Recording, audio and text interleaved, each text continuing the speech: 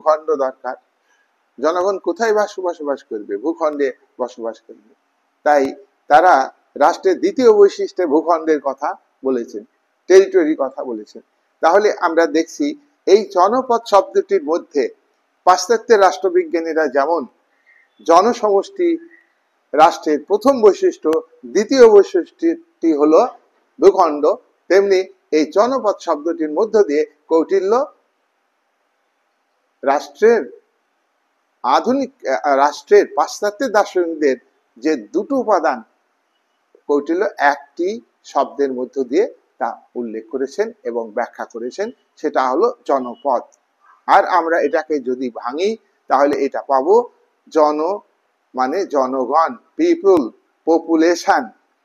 আর আর আর হলো পদ হচ্ছে টেরিটরি, ভূখণ্ড।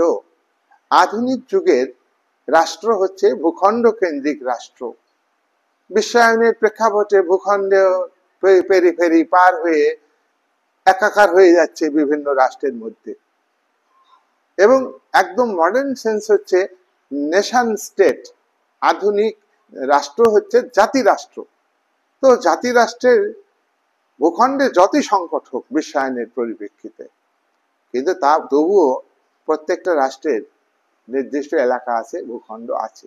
তাহলে কৌটিল্যের উল্লেখিত জনপদ শব্দটি অত্যন্ত গুরুত্বপূর্ণ প্রাচীন ভারতের রাষ্ট্রচিন্তার ক্ষেত্রে।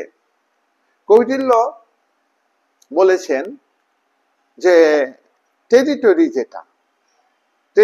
যেটা থাকবে, অর্থাৎ পদ, সেখানে কিন্তু জলবায়ু খুব ভালো থাকবে।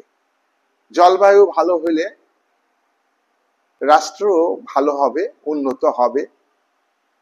জলবায়ু হবে চাষ করার অনুকূল, বসবাসের খুব উপযুক্ত। কৌটিল্য বলেছেন জনপদে শস্য উৎপাদন ভালো হতে হবে, অর্থাৎ উর্বর জমি থাকবে।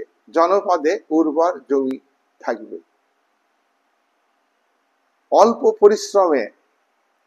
অল্প পরিশ্রমে শ্রমজীবীরা বেশি উৎপাদন করতে পারবে, অধিক ফসল উৎপাদন করতে পারবে মানুষ অল্প পরিশ্রমের সাহায্যে।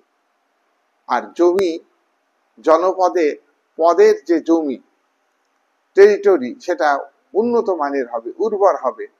আর জলবায়ু হবে উন্নত